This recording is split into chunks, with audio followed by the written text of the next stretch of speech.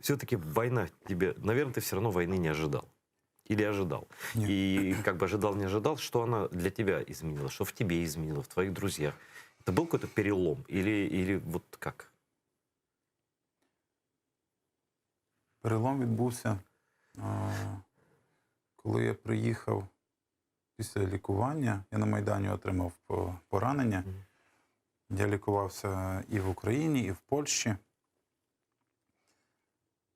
І після лікування я попробував повернутися до тієї роботи, якою я займався до Майдану.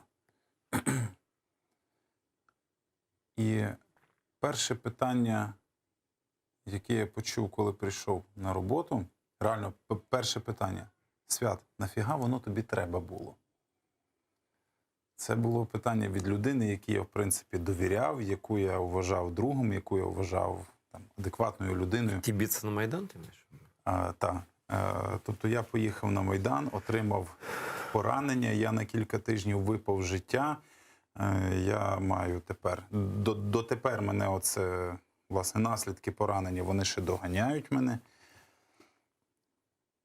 Коли я то питання почув, я подивився довкола.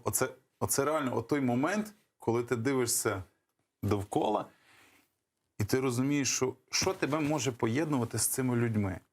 Могло объединять раньше. Могло, да. так. Що тебе могло об'єднувати з цими людьми, які от сидять, які кожен займається своєю справою, жоден з них на Майдан не поїхав.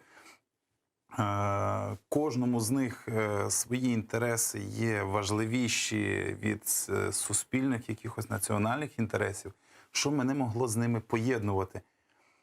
І, власне, в той самий день я написав заяву на звільнення, сказав: чуваки, я більше з вами працювати не буду. Причому в мене була хороша робота, я достатньо багато заробляв, як на той час. В мене був хороший колектив, я був на керівній посаді. Мене довго генеральний шеф відмовляв. Сказав: візьми відпустку, подумай, відпочинь. Там через місяць-два вертайся на роботу, відпочинь.